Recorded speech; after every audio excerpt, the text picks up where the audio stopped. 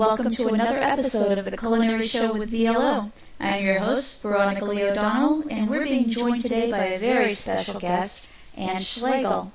Anne is the creator of a TV show on local cable access in Cincinnati, let's see, it's a tongue twister, the Cincinnati metro area, called Tasty Treats from Anne's Kitchen. I found Anne on YouTube, which she's been doing since 2008, but she had this amazing recipe for a quick bread, and I'm a sucker for quick breads. I just really love them.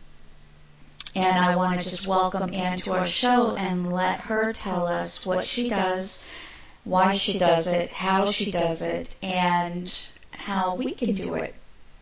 Hello, Anne. Welcome to Culinary Show with VLO. Oh, hello, Veronica. Thanks for having me here today. Thank you. It's very nice to have you. I am amazed at the stuff that you can do. You're pretty cool. You're a nice person to know. Oh, well, thanks for saying that. You're welcome. I really enjoy doing everything that I'm doing. I'm a vendor at the Anderson Farmers Market in the Cincinnati metro area. Mm-hmm.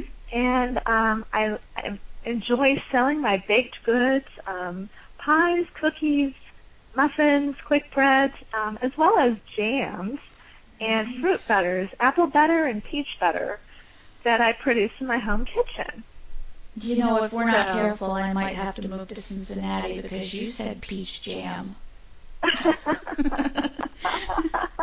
Yeah, that's a weakness of mine. Oh, yes. Well, peaches are one of my favorite fruits, certainly, and when the peaches are in season, I really have a fun time. So, but in addition to all of that, as you mentioned, I'm the host of Tasty Treats from Anne's Kitchen, which is kind of how I got involved in the farmers market. It's a show that I started back in 2008, and the next year, after I started the show, I found out that there was a need at the farmers market for a vendor who would provide baked goods. And that really wasn't on my radar at that point. I hadn't really thought about doing that, but then they offered me the opportunity of perhaps being a guest chef at the market, which is a really neat thing. What I would do as guest chef would be make dishes using fresh ingredients available at the market and serve them to the market patrons as free samples. And I could also do my show there, too. I could broadcast that. And so that sounded like so much fun. And I did that over the course of the next 3 years. And I'm still actually doing it a couple of times each year since then. And then people started encouraging me to think about selling my food at the market because they enjoyed it. And so I finally contacted the coordinator of the market to find out about doing that. So I got all the information from her about what I would need to do. It sounded like something I would enjoy doing, and so now I've been doing it for 3 years. Do you ever find yourself overworked or swamped or like too much baking? Is it a big requirement on your time to do this? It is a big commitment because I'm there every week. I do take a couple of weeks off here and there for vacation and whatnot, but it is a certain commitment of time. Right. It takes time to bake good things. And it also takes time to do the canning that's involved in making the jams and peach butter and apple butter. And there's a lot involved that you might not think about. One of the requirements is that the items all have to be packaged and labeled. And that is that's actually a state requirement. Really? From the state of Ohio. the labels have to have specific information on them, like the ingredients that are in the product, from the heaviest net weight of the ingredient to the lightest. And so, like, if the item contains flour as maybe the heaviest item, and maybe the lightest item is baking soda, then you put flour first on your labeling, and then baking soda goes last, and everything, in between. So they really have very specific rules about what you have to do in order to sell at the market. Yes. And it has to contain your name and your address. And they have different rules for different levels of, I don't know if I could say different levels of licensing. I am a licensed home baker. Okay. I got that licensing in June of this year. Prior to that, I was a cottage food producer. And when you are a cottage food producer, you don't need a license. Now, what is the difference, Anne, between a cottage food producer and having a home license? What would differentiate one from the other for someone interested in doing this? Yes, well, the big thing is that a cottage food producer can pretty much sell anything that's not non-potentially hazardous. Okay. That would include things like jams, jellies, candy, fruit butters, granola, popcorn, unfilled baked donuts, dry cereal, roasted coffee, dry baking mixes, dry herbs and herb blends, dry seasoning blends, and dry tea blends.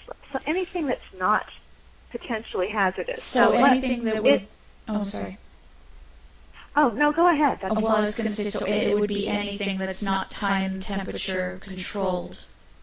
Yes. So anything that doesn't require refrigeration. Right.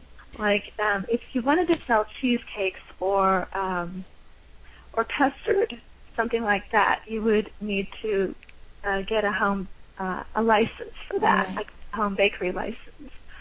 And so what that involves in getting a license, a home bakery license, is that someone from the Department of Agriculture, the State Department of Agriculture, would come to your kitchen and inspect it and make sure that everything is in order and everything is clean, the equipment is all clean, and that there are no infestations of insects or anything else, and that your refrigerator is the right temperature. Right. They'll check your oven, they'll check under your sink, and so they do a very thorough inspection. And once you get that approval, then you have some nice opportunities to expand what you offer. Now, let me ask you one question, Anne. I know that in the state of Florida, which is where I'm at, the state of Florida would require a restaurant to have a manager on duty at all times during the operation of the restaurant who has what's called a Serve Safe certification, which means that they've gone through the appropriate testing to make sure that they understand what it means to serve safe food. Do you, as a home baker selling to a market, have to have that type of certification, or is it only the inspection by the government? It's just the inspection. Okay. So, but I am very familiar with safe food practices. I've done, a lot of reading up on that, and I just make sure that everything is perfectly in order.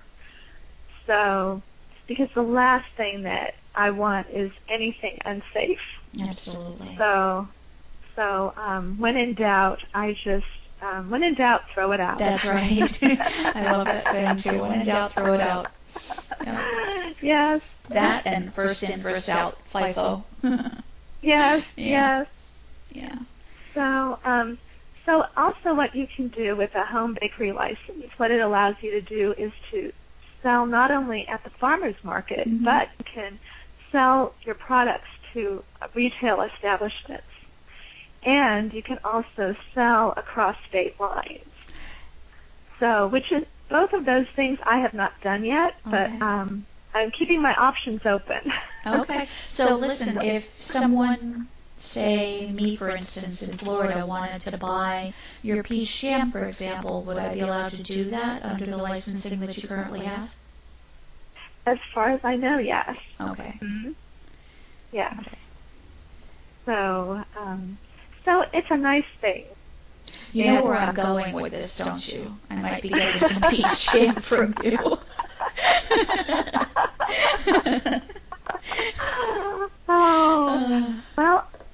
Well, I will. We'll have to talk about that. Yeah. Okay. Oh yeah, peaches are my favorite fruit. So anything you can do with a peach, I'm in. Yes. Well, the peach season here is, I think, probably a little bit shorter than the peach season in Florida. Right. So when it's there, I just really go crazy. I do peach pies and peach jam, lots of peach jam and lots of peach butter, and just really enjoy that fruit and eat a lot of it just straight off the tree. So and that's probably my favorite way of eating it is just peeling off the skin and leaning over the kitchen sink. That's just the best way to enjoy a fresh peach. I love peaches. It's my favorite fruit. So, yeah. Yes. What's your favorite part about what you do for the market? What really gets you going? I enjoy being at the market.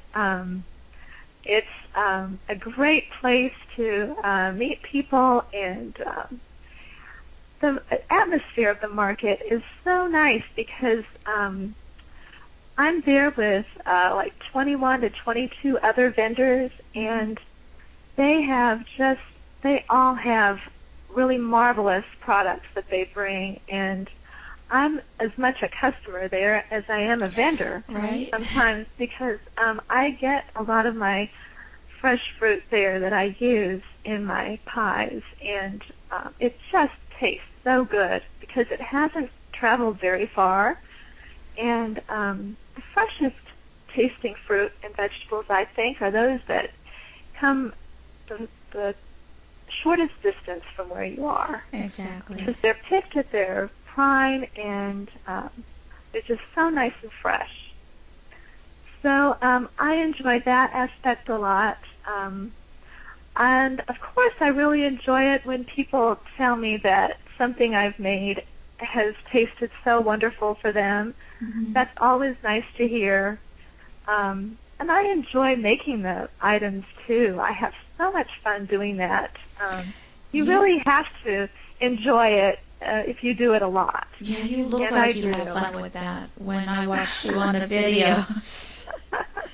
I was, because I'm looking at it from a different angle than probably most people, because I'm incredibly analytical when it comes to stuff like that. So I'm like, I wonder what's going through her mind while she's putting that in the oven. Because I'm thinking, is she thinking about the food or is she thinking about the camera equipment? Oh. Do you know what I mean? Yes. Yes. Well, taping that is very interesting, too.